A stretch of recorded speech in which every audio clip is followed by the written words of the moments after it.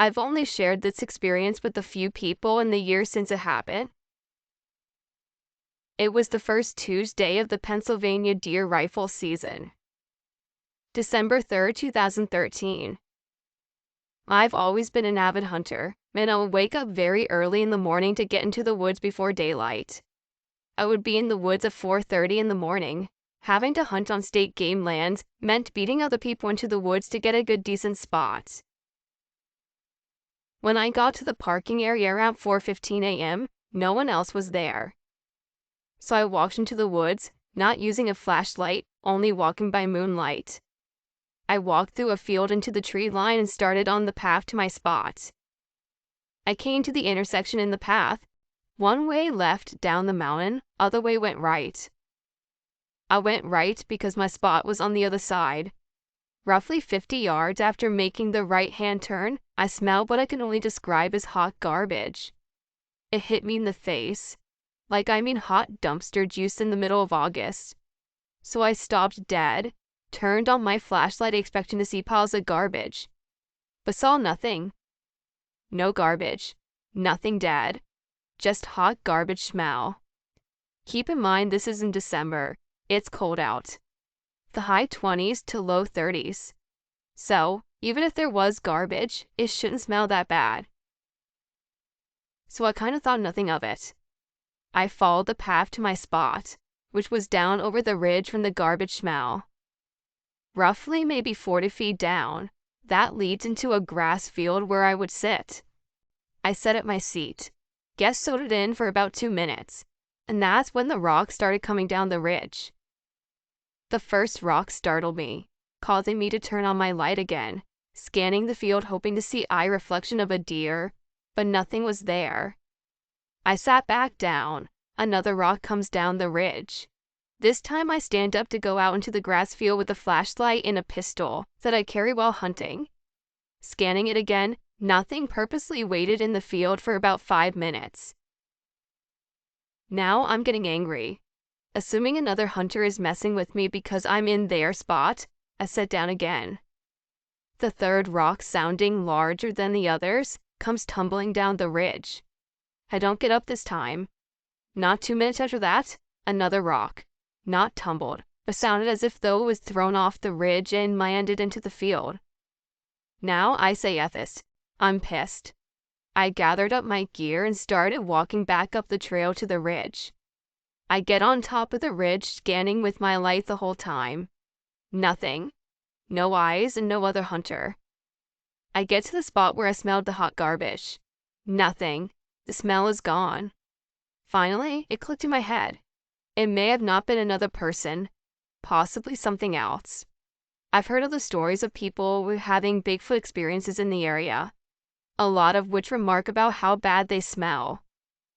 F this. I all but ran out of the woods, and to top it all off, no other vehicles were in the parking area when I got out of the woods. This took place in Pennsylvania State Game Lands 229, outside of Tremont.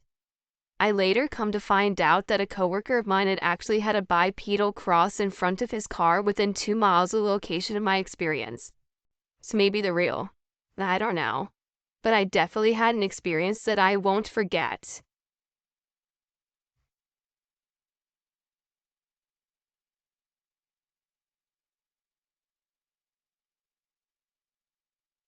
I was only 13 when this story took place. I'm 16 now. This happened when me and my Uncle Frank thought we would do a late-night raccoon hunt. We loaded the dogs into the truck and took our .22s and a .44 Magnum. We took a nice drive from his house to a disclosed hunting spot. We unloaded the dogs and watched them run into the forest to find the raccoons. I and Frank loaded our .22s and I loaded the .44 Magnum into my waistband holder. We turned on our flashlight and had bands. When we walked into the forest and already had a creepy vibe, we started walking in the direction where we last seen the dogs run into. I felt like we were walking at least an hour and started to hear the dogs bark, so we started walking in the direction where we heard them barking from. We were at least 100 feet away from the dogs now. We could barely see them with our lights. My uncle looked at me and said, "Turn out your lights." I said, are you crazy? It's too dark out here. He told me to do it, so I did. As I look upon it, I should have at least left a light on. As soon as I turned my light out, I felt that same creepy vibe that I felt when we walked into the forest. I was trying to walk behind my uncle because I could barely see where I was going. I kept feeling like someone was watching me and I felt a little creeped out. So, I decided to stop and see if I could see who was possibly following us. I couldn't see anything, so I whisper, "Can I at least turn on one light?"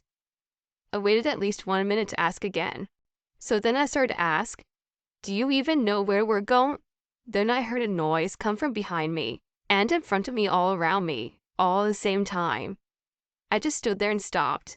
I tried to tell, but whatever was going on acted like it wouldn't let me do anything. As soon as I felt like there was no hope, my uncle came running at me, saying, Ron, what's going on?" As soon as I heard his voice, I felt like I just woke up from a dream. He said to me, "I didn't see the dogs. I saw a weird, freaky-looking creature. Let's get the hell out of here." He was yelling and screaming so loud that I could barely hear what he was saying. So we packed up and started running towards the truck. It was at that moment I came to and seen something running after us.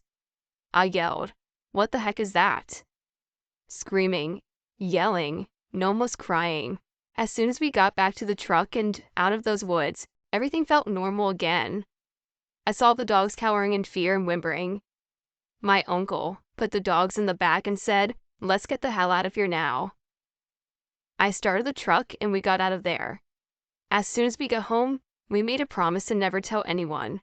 But as soon as I went to sleep, I had nightmares about it for at least a week after that. When I woke up that morning, I took off my shirt to find 2 huge hand marks on both sides of my arms. From that night on, we vow to never go back.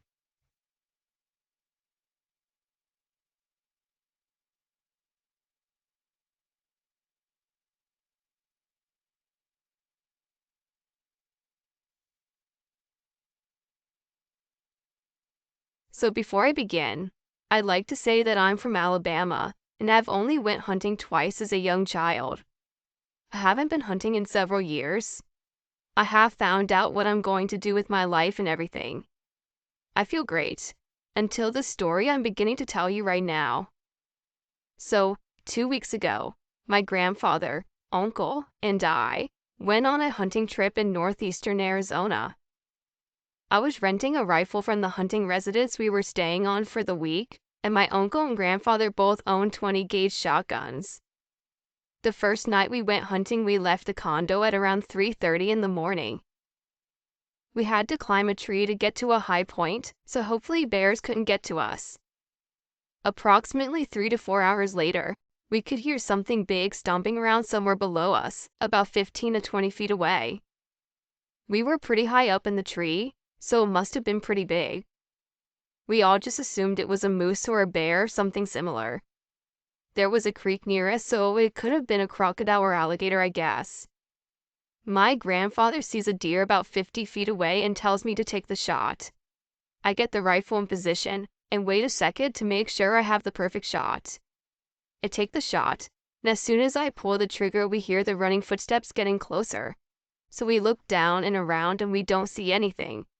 I use my rifle to see if I can find it, and it was a moose running exactly like a human towards the dead deer. My uncle and grandfather didn't believe me, so they checked themselves, and then they did. We thought it was odd, but I said I'm gonna take the shot. So I positioned my gun while the moose is eating the deer. Literally, as soon as I have it positioned exactly where I want to kill it, it jerks its head and looks right at me. I got so scared and jumped a little. My uncle didn't understand what happened to the moose. It must have gone back to eating the deer, and my uncle looked through the scope, and it did the exact same thing to him. We didn't understand what was going on. I took my rifle back and targeted back up, and had the moose in my sights. When I shot, I got him in the head, center of his forehead. He didn't budge. So I shot him in the same spot and he fell to the ground. I told my uncle and my grandfather. He didn't budge the first time. I shot him in the center of his forehead. and they were clueless and didn't understand why it didn't go down the first time. We climbed on the tree and went to collect the body of the deer. When we got to both, the moose and the deer were gone. The deer had tracks of blood dragged across the ground, and we followed the trail until it came to an end with just the antlers at the end of the trail. We were terrified. What animal eats another animal that fast, we all thought. We hear rustling in the bushes, and then all of a sudden, we hear rustling all around us. From the moonlight, we could see what was an illuminated deer running in circles around us. We were so scared. All of a sudden, it just got completely silent. No noises, and not even the crickets were making their sound. Then we book it back to the 3 four-wheelers. We hop on all of them, and they just wouldn't work. We couldn't get them to start. We heard running towards us, and we frantically tried to turn on the vehicles. After the 10th attempt to get it to work, we hightailed it out of there. The moose and his group of wolves and ocelots were running on their hind leg just like humans, and we went even faster. By the time we got to the end of the trail, they stopped dead in their tracks. We were all hyped up on adrenaline. We all stopped by the time we got back to the trucks, and we loaded the four-wheelers into both of the trucks. We drove back to the condo without another word. We agreed we would never speak of this anymore until we get back to Alabama.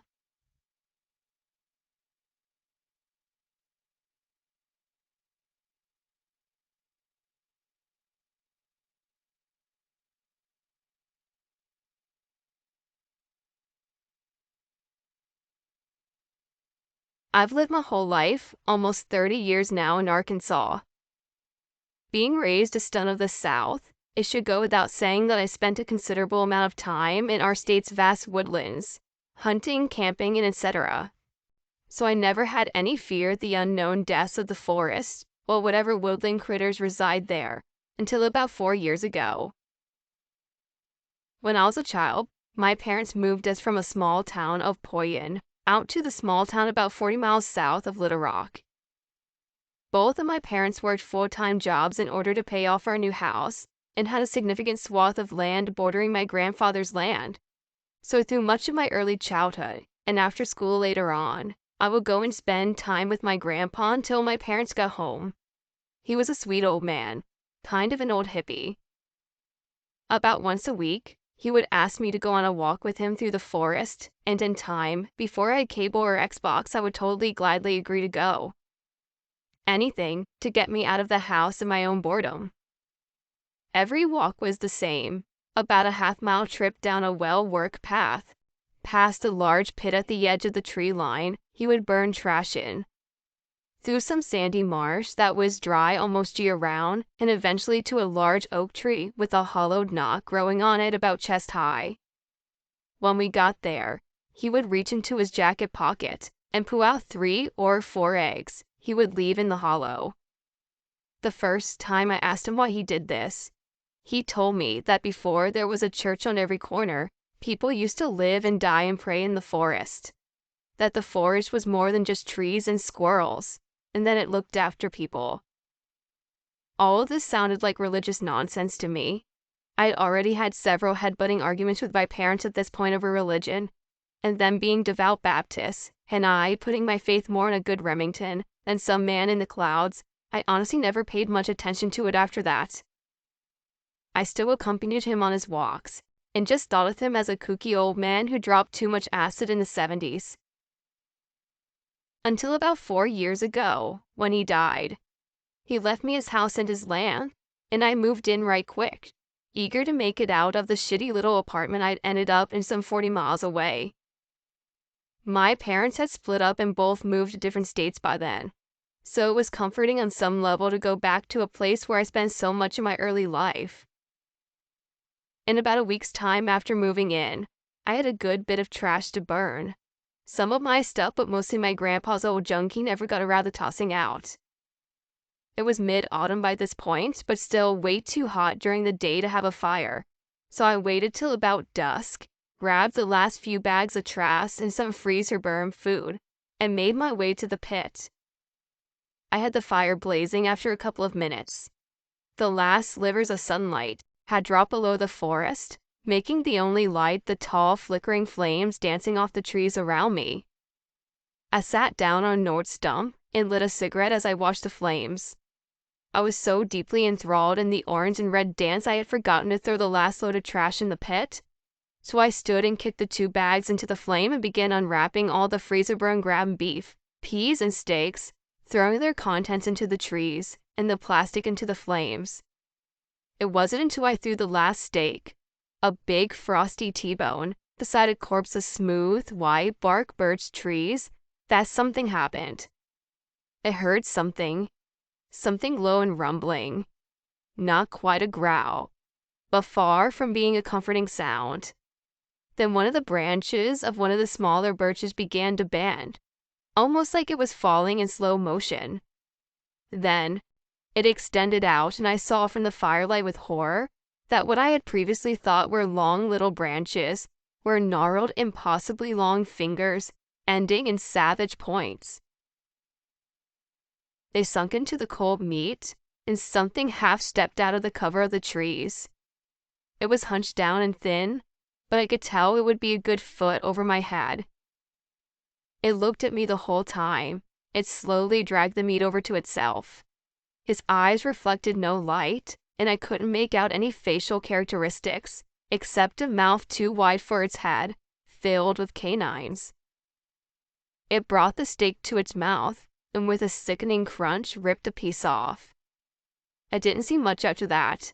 I guess I had been standing and slowly backing away, because the next clear thought I had was when I was sprinting back to the house where I bolted the door and loaded my shotgun. I sat up all night, my head swimming with questions. Grandpa had never said anything about a creature living in the woods, but come morning I was convinced that's why he left those eggs out every week. A few days later, when I had the nerve to step foot back into the forest, I went with a pocket full of eggs and placed them in the hollow just like he used to do. I hadn't seen or heard anything like what happened that night 4 years ago. Yet, once a week, every week I'll make a trip into the forest and leave my offering. Yet to this day I have not once stepped anywhere near the tree line after dark.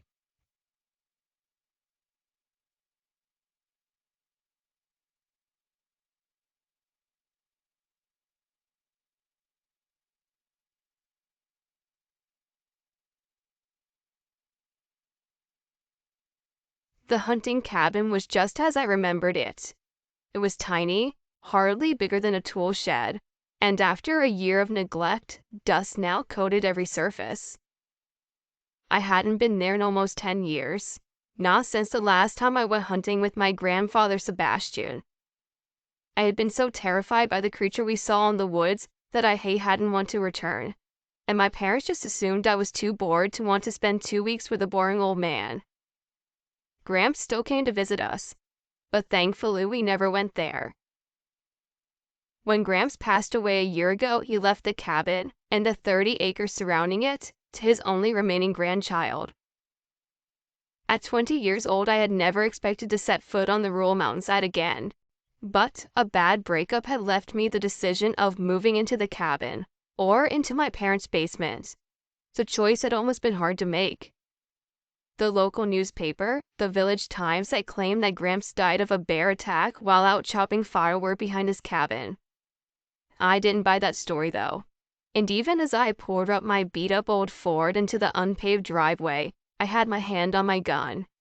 The old Remington might not do much to the creature roaming those woods, but it made me feel better. I hadn't seen the thing in a decade, but if it was still around when I had to be prepared this time. Several hours later, I was unpacked, and the cabin was decently clean. All of the utilities were hooked up, and the refrigerator was stocked. I had taken the week off to work so that I could adjust to my new lifestyle, and I was planning on just relaxing for the next few days. My first night and day passed uneventfully, but by the second night things were getting a little weird. I had spent enough time in the country as a kid to be familiar with the creatures like raccoons, skunks, bears, and other animals. But the freshly made claw marks on the sides of the cabin weren't anything I recognized. I woke up on my third morning to the gouges, and I was pretty unnerved. They were too large to belong to any small critters, too high up to be from coyotes, and too wide to be from a mountain lion or a bear. In this neck of the woods, that ruled out everything logical. As I studied the claw marks, I wonder how I would have slept through them being made. They definitely hadn't been there when I first arrived, and the fresh marks stood out in a bright contrast to the weathered wood of the cabin walls. I suppose a human could have made them with a knife, for I didn't have any neighbors for miles. Who would be skulking around there just to prank me? It didn't make any sense. It crossed my mind that my ex might have just done it to freak me out, but Sandra lived almost 50 miles away and didn't have the address to the cabin in the first place. I don't use social media enough to bother listing my new address, and we didn't have friends in common or anything anyway. I eventually shrugged to myself, deciding to let it go. I knew that worrying about it wouldn't help, but that afternoon, I found myself driving the 10 miles into town and buying some motion-activated floodlights and a motion-sensing camera. 2 more nights passed, and each morning I woke up to the claw marks getting closer and closer to the cabin door.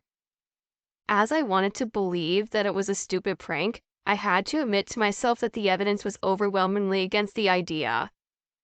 The floodlights would turn on and the camera would snap, but all I would ever see in the photos was an empty yard. Had even tried to set up a video on my phone, but all it managed to capture was a vague blur of movement at the edge of the screen. I had enough. On the 5th night, I went outside, gun in hand, and settled comfortably on the porch steps. There was no noise, no sound to indicate that the usual nocturnal creatures were out and about. I shut all the lights off and waited for the creature that I knew would come. Hours passed, and as 1 a.m. rolled around, I snapped myself out of a daze. I could hear something quietly out by the edge of the woods, where a figure was skulking around, its features hidden in the shadows. As the creature drew closer, I rubbed his eyes in disbelief. It was Sebastian, my supposedly dead grandfather. The unclothed figure paused in mid-step, its head slowly turning to face me. After hearing me gasp in shock, Gramps looked sickly, with skin pale and visible ribs. He was bald now, his once Santa-like beard and hair gone. Gramps? I could hear the quiver in my voice, and my hands were shaking from terror. The gun had fallen to my lap, nearly forgotten in the intensity of seeing my presumably dead grandfather. I had been so convinced that the antlered creature I saw years ago had killed Sebastian that I never once considered that my grandfather might still be alive. Grants, what are you doing? Come home? Tears were streaming down my cheeks. I didn't care what my grandfather had been doing or why he was out there. All I cared about that he was alive. I just wanted to hug him again. Run, stupid boy. It's coming. Sebastian's voice barely sounded human. His warning came out as almost reptilian hiss. And before I could respond, Gramps was bounding into the woods in all fours. He was gone in the blink of an eye, the bushes hardly swaying where he had passed through. The woods remained as eerily silent as they had been, even though my grandfather's retreat should have made a large amount of noise. Not a second later, a low growl came from behind me, the sound reverberating off the cabin walls. A massive creature, the one from my memory, approached from around the side of the cabin.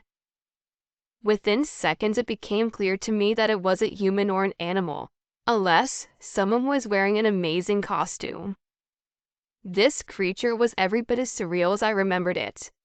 Long, pale limbs sprouted from an emaciated torso, and the ivory deer skull shined in the little moonlight managed to bleed out through the clouds. It was wearing ragged old buckskin leggings and had beads around its neck.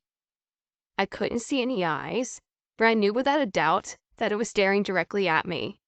I think it was some sort of Wendigo or Skinwalker, though the difference between the two types of monsters was always a bit beyond me. Before I could take in any more detail, the thing began to laugh, a guttural sound that echoed in my head tauntingly. It was laughing so hard that it nearly doubled over, and I realized that his limbs were able to wrap around his body twice. I raised the gun and fired several shots at it point blank, the bullets lodging firmly into the creature's neck and torso.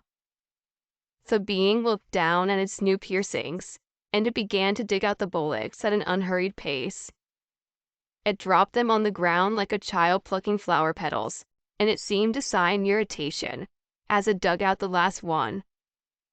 It was just staring at me, its foot tapping impatiently as it waited. It shouldn't sound so human. I tried to say something, but my voice came out as more of a strangled squeak than my usual baritone. I just stood there. I tried to will my feet to move, but I was so scared that I felt my bladder give out inside. Warm pee ran down the side of my leg, and I, just for a second, felt the mortification overrule my terror. Suddenly, this horrifying creature let out a scream and ran. It went back into the woods, and I've not heard it or seen it since. I don't understand what happened, but I don't want to ever go to that hunting cabin again.